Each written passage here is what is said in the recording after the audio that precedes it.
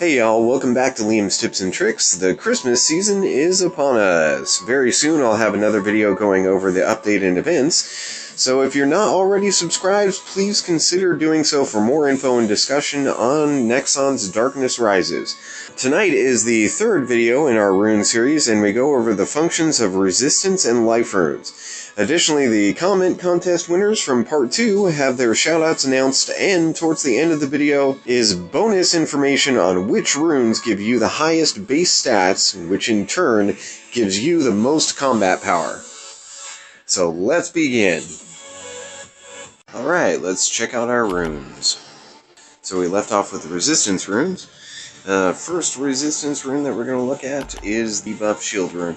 When debuffed by a PvP opponent, it decreases your damage received by a certain percentage for 5 seconds. So this is actually really good, in my opinion, for GVG, because you do tend to get debuffed pretty often, movement speed debuffs, or attack speed debuffs, or defense debuffs, so having something that mitigates the damage is certainly helpful. Next up is the Chrono Spirit rune. If your hit points fall below 20%, it decreases the cooldown of all your skills by a certain amount. Next is our Escape rune. If your hit points fall below 20%, similar to the Chrono rune, it increases your movement speed for 10 seconds. After that, we have the Guard Spirit rune. Once again, if your hit points fall below 20%, it increases your total defense by a certain percentage for 5 seconds. And finally is our Parry rune. And once again, if your hit points fall below 20%, it actually increases your attack by a certain percentage for 5 seconds. Next up is our life runes. So let's go ahead and start with the Chrono Fighter rune. This reduces the cooldown of all your skills by a certain amount of seconds after an enemy critically strikes. So whenever you get hit by a critical, this will automatically reduce the cooldown of all your skills. I do favor this rune, because depending on the situation, it gives you a chance to pop a skill back on your opponent much quicker, which does have the potential of increasing your survivability, because as has been said multiple times in the past, the best defense is a good offense. And here we have the Swift Revival rune. With this one, after resurrecting from death, it increases your attack speed and movement speed by a certain percentage for 10 seconds. And this is useful in both PvE and PvP. Anytime in a PvE stage or on a floor in tower, if you die, you can resurrect for some gems, and this will automatically give you those boosts. The most often that it'll get triggered and used, though, of course, is in Team PvP or GVG.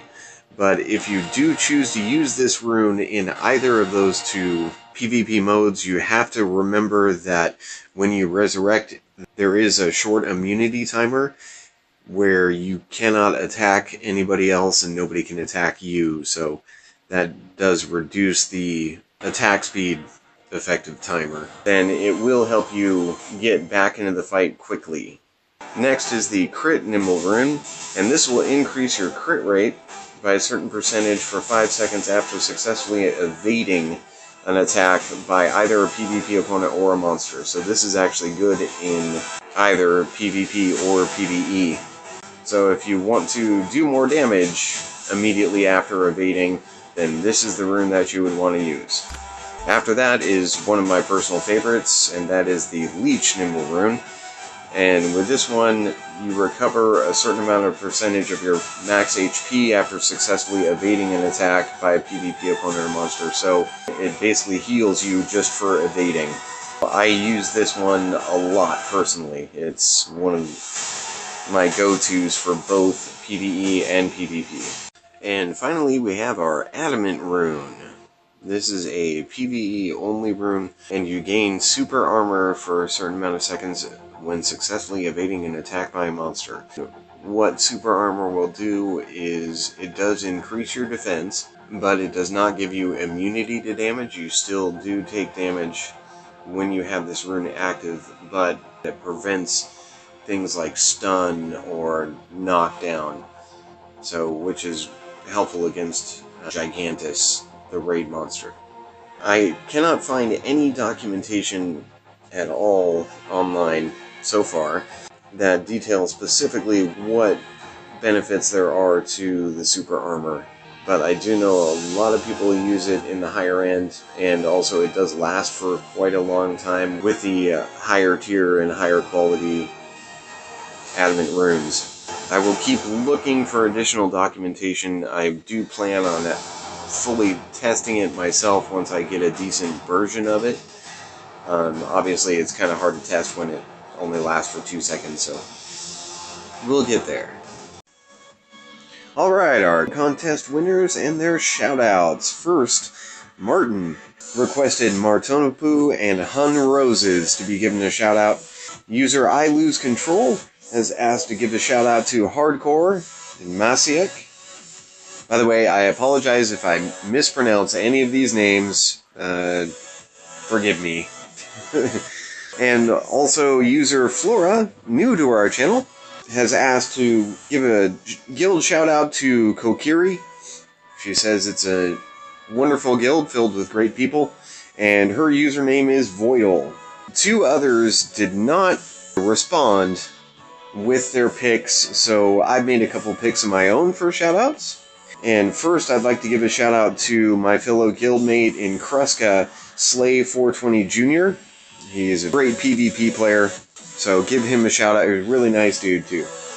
And also, David Doom 2 and his guild, Voyeur. David has been a supporter of us here at Liam's Tips and Tricks for quite some time, and I just want to say thank you, brother, for sticking by us throughout everything. Finally, we have our bonus information. The power rune with the highest attack is actually your Leech rune.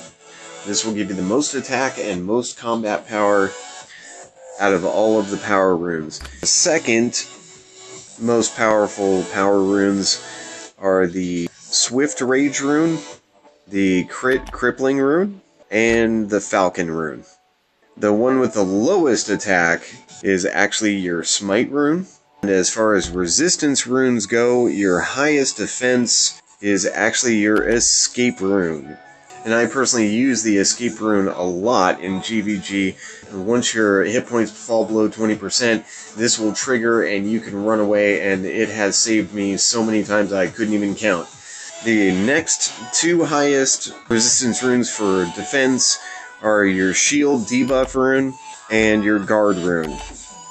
Now, for a long time, I did use both the Escape and the Guard rune as a pair, so that gave me basically the highest base defense, and it also helped me get out of a lot of situations. The combination of a speed boost and an increase in defense with those 2 runes definitely can help save you in the middle of a fight.